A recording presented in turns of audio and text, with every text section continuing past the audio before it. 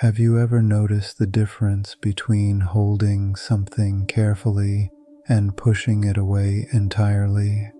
Have you felt moments where staying composed felt steady and others where it felt tight or draining? Do you sense when restraint brings clarity and when it quietly creates pressure inside? Have you observed how some forms of control feel grounding while others feel exhausting over time? Do you ever wonder whether what you're carrying is being held with awareness or simply buried? And have you noticed how the body seems to know the difference, even when the mind tries not to?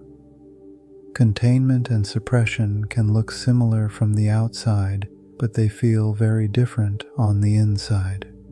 One preserves stability and choice, the other accumulates strain. Understanding the difference isn't about expressing everything or holding nothing. It's about knowing how to hold what matters without losing internal coherence. Many men live with a quiet confusion about control, not control over others or circumstances, but over what happens inside. There is pressure, impulse, restlessness, thought that keeps returning. Often, the response is to hold it down, to stay functional, to keep moving. From the outside, this looks like strength. Nothing spills, nothing breaks, but internally, something tightens. What is rarely named is the difference between holding something with awareness and forcing it out of awareness altogether, between steadiness and numbness, between choosing restraint and simply not allowing experience to surface. Most men were never given language for this distinction, so they do what works until it doesn't. They contain or they suppress without knowing which one they're practicing. And over time, the body and mind begin to register the difference. Containment and suppression are often confused because they can look similar from the outside. In both cases, a man remains composed. He does not react immediately. He does not externalize everything he feels. But internally, the experiences are very different. Suppression is an act of force. Something arises, desire, anger, uncertainty, fear, and it is pushed away, not examined, not integrated, simply denied space. This takes effort even if it becomes habitual. The nervous system stays alert because what is pushed down does not disappear. It waits. Over time, suppression creates background tension. Thought becomes repetitive. Focus narrows. Energy leaks into distraction or rigidity. A man may feel disciplined, but his discipline is brittle. It depends on constant pressure. Containment is quieter. Nothing is pushed away. Nothing is acted on prematurely. An impulse is allowed to exist without being obeyed or rejected. Attention stays present with it, without escalation. The system remains regulated, not clenched. This is why containment feels stable rather than exhausting. It does not require denial. It requires capacity. Capacity grows when experience is allowed to register fully, without demanding resolution in the moment. A contained impulse loses urgency because it has been acknowledged. A suppressed impulse grows louder because it has not. Many men mistake suppression for discipline because both involve restraint, but discipline rooted in suppression relies on avoidance. Discipline rooted in containment relies on clarity. Clarity does not mean answers, it means contact. When there is contact with one's inner state, choices slow down naturally. Reaction gives way to discernment, not because rules are imposed, but because coherence increases. Suppression fragments attention. Containment consolidates it. One scatters energy across internal resistance. The other gathers energy through alignment.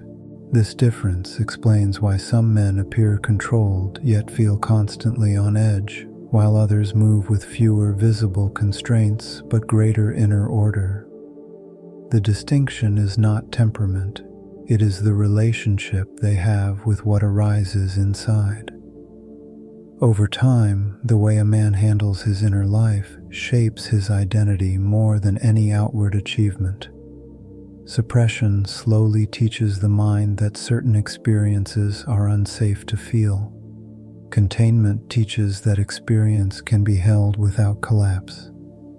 This distinction matters because self-mastery is not about elimination. It is about integration. A man who suppresses parts of himself narrows his range. He becomes efficient but less flexible. He may function well under familiar conditions, yet struggle when something unexpected demands adaptation. A man who practices containment develops internal space. He does not need to resolve everything immediately. He does not need to prove control through denial. His steadiness comes from familiarity with his own responses. This is why containment supports long-term direction. It allows intention to remain intact even when impulses fluctuate. Desire does not hijack attention. Discomfort does not dictate movement. Identity becomes less reactive and more deliberate, not rigid, not performative, simply consistent. Many men sense this difference intuitively. They notice that some forms of restraint leave them clearer afterward, while others leave them tight, impatient, or oddly depleted. That contrast is information. Containment aligns action with inner state. Suppression divides them. When alignment is present, effort feels proportional. When division dominates, effort feels endless. This is not a matter of personality or willpower.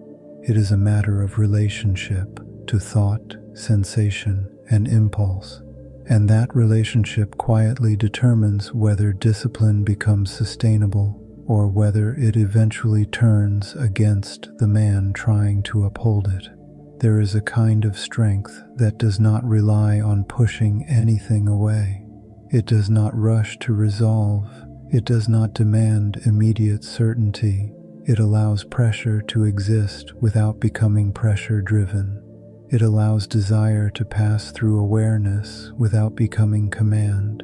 It allows discomfort to be felt without becoming identity.